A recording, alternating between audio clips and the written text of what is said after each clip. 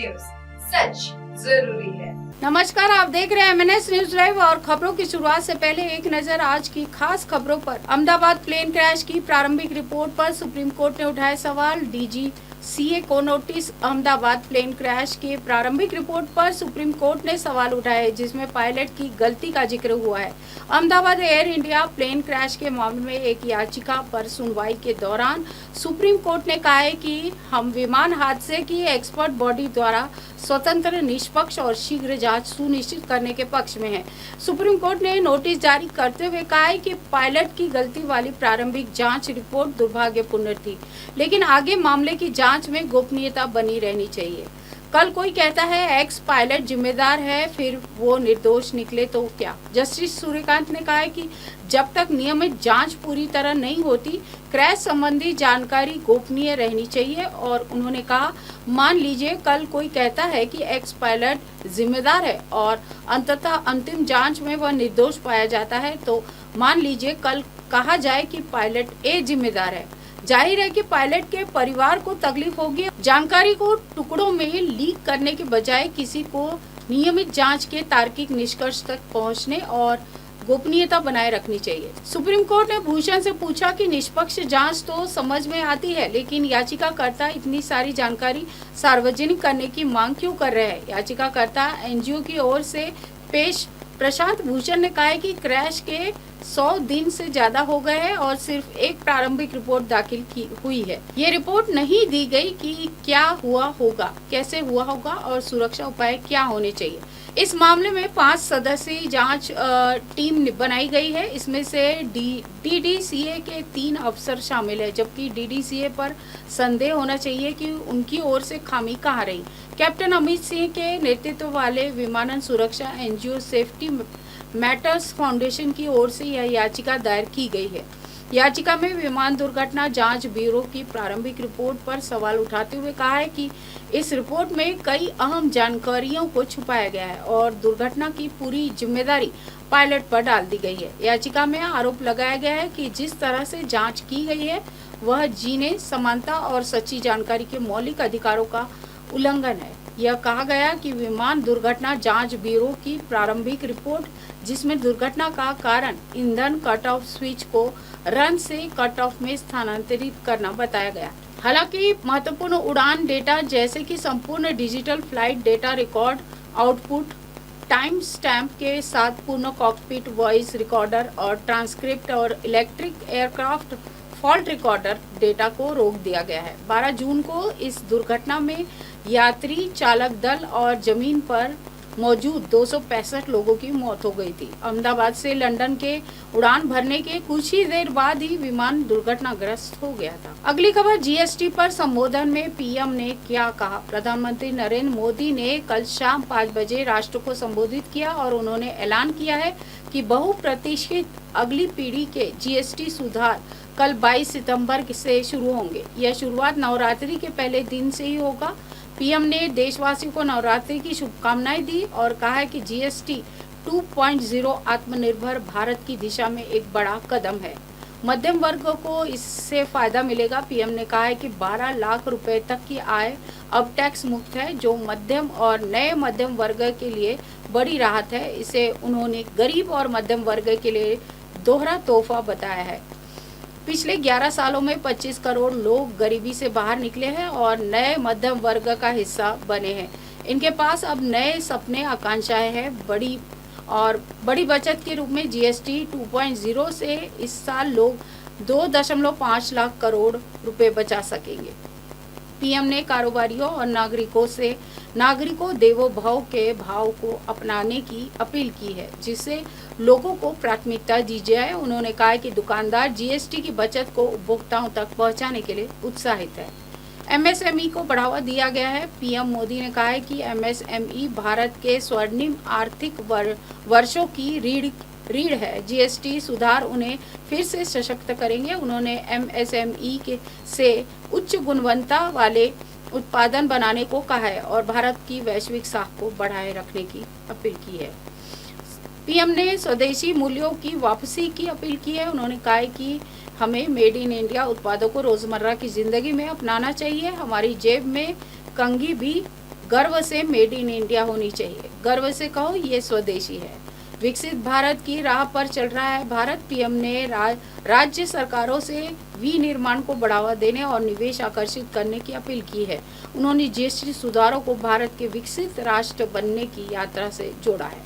पिछले 11 साल में देश में 25 करोड़ लोगों ने गरीबी को हराया है, गरीबी को परास्त किया है और गरीबी से बाहर निकल करके 25 करोड़ का एक बहुत बड़ा समूह नियो मिडिल क्लास के रूप में आज देश के अंदर बहुत बड़ी भूमिका अदा कर रहा है। इस नियो मिडिल क्लास की अपनी एस्पिरेशंस हैं, अपने सपने हैं। इस साल सरकार ने 12 लाख रुपए तक की इनकम को टैक्स फ्री करके एक उपहार दिया और स्वाभाविक है जब 12 लाख रुपयों का इनकम टैक्स में राहत हो जाए तो मध्यम वर्ग के जीवन में तो कितना बड़ा बदलाव आता है, कितनी सरलता सुविधा हो जाती है। और अब गरीबों की भी बारी है, नियो मिडिल क्लास की बारी है। अब गरीब को, नियो मिडिल क्लास को एक तरह से डबल बोनांजा मिल रहा है। मुझे इस बात की खुशी है कि दुकानदार भाई बहन भी जीएसटी रिफॉर्म को लेकर बहुत उत्साह में है। वो बहुत जीएसटी में हुई कटौती को ग्राहकों तक पहुंचाने में जुटे हुए हैं। बहुत सारी जगहों पर पहले और अब के बोर्ड लगाए जा रहे हैं। साथियों, हम नागरिक देवो भवः के जिस मंत्र के साथ आगे बढ़ रहे हैं, नेक्स्ट जनरेशन जीएसटी रिफॉर्म में इसकी साफ झलक दिखाई देती है। विकसित भारत के लक्ष्य तक पहुंचने के लिए हमें आत्मनिर्भरता के रास्ते पर चलना ही होगा और भारत को आत्मनिर्भर बनाने का बहुत बड़ा दायित्व हमारे एमएसएमईज यानी हमारे लघु, मध्यम और कुटीर उद्योगों पर भी है, जो देश के लोगों की जरूरत का है, जो हम देश में ही बना सकते हैं, वो हमें देश में ही बनाना चाहिए। भारत समृद्धि के शिखर पर था, तब भारत की अर्थव्यवस्था का मुख्य आधार हमारे एमएसएमईज थे, हमारे लघु और कुटीर उद्योग थे। भारत की मैन्युफैक्चरिंग, भारत में बने सामानों की क्वालिटी बेहतर होती थी। हमें उस गौरव को वापस पाना है। हमारे लघु उद्योग जो बनाए वो दुनिया में हर कसौटी पर बेस्ट हो, उत्तम से उत्तम हो। हम जो मैन्युफैक्चर करें वो दुनिया में आन बान शान के साथ बेस्ट के सारे पैरामीटर को पार करने वाला हो। हमारे प्रोडक्ट्स की क्वालिटी दुनिया में भारत की पहचान बढ़ाए, भारत का गौरव बढ़ाए। हमें इस लक्ष्य को लेकर काम करना है। देश की स्वतंत्रता को जैसे स्वदेशी के मंत्र से ताकत मिली, वैसे ही देश की समृद्धि को भी स्वदेशी के मंत्र से ही शक्ति मिलेगी। आज जाने अनजाने हमारी रोजमर्रा की जिंदगी में बहुत सी विदेशी चीजें जुड़ गई है, हमें पता तक नहीं है। हमारे जेब में कंघी विदेशी है कि देसी हमें पता ही नहीं है। हमें इनसे भी मुक्ति पानी होगी। हम वो सामान खरीदें जो मेड इन इंडिया हो, जिसमें हमारे देश के नौजवानों की मेहनत लगी हो, हमारे देश के बेटे बेटियों का पसीना हो। हमें हर घर को स्वदेशी का प्रतीक बनाना है, हर दुकान को स्वदेशी से सजाना है। गर्व से कहो ये स्वदेशी है, गर्व से कहो मैं स्वदेशी खरीदता हूं, मैं स्वदेशी सामान की बिक्री भी करता हूं। ये हर भारतीय का मिजाज बनना चाहिए। जब ये होगा तो भारत तेजी से विकसित होगा। देश की वर्तमान जरूरतों और भविष्य के सपनों को देखते हुए जीएसटी के ये नए रिफॉर्म्स लागू हो रहे हैं। प्रधानमंत्री नरेंद्र मोदी ने न्यू जनरेशन जीएसटी रिफॉर्म्स पर देश को संबोधित किया। इस दौरान उन्होंने कहा, कल से देश में जीएसटी बचत उत्सव शुरू होने जा रहा है। इस जीएसटी बचत उत्सव में आपकी बचत बढ़ेगी और आप अपनी पसंद की चीजों को और ज्यादा आसानी से खरीद पाएंगे। हमारे देश के गरीब, मध्यम वर्गीय लोग, न्यू मिडिल क्लास, युवा, किसान, महिलाएं, दुकानदार, व्यापारी, उद्यमी, सभी को ये बचत उत्सव का बहुत फायदा होगा। मैं क्या जलील होने आता हूँ। शर्मनाक हार के बाद अपनी ही टीम के खिलाड़ियों पर फूटा पाकिस्तानियों का गुस्सा। एशिया कप में भारतीय क्रिकेट टीम ने पाकिस्तान को 7 विकेट से हराया। सूर्य कुमार यादव नाबाद 47 रन और कुलदीप यादव, जसप्रीत बुमराह और हार्दिक पांड्या ने घातक गेंदबाजी से पाक को बेटर परास्त दी है। भारतीय क्रिकेट टीम ने पाकिस्तान को एशिया कप में इतनी बुरी तरह से हराया है। क्रिकेट में शर्मनाक हार के बाद अपनी ही टीम के खिलाड़ियों पर फूटा पाकिस्तानियों का गुस्सा। एशिया कप में भारतीय क्रिकेट टीम ने पाकिस्तान को 7 विकेट से हराया।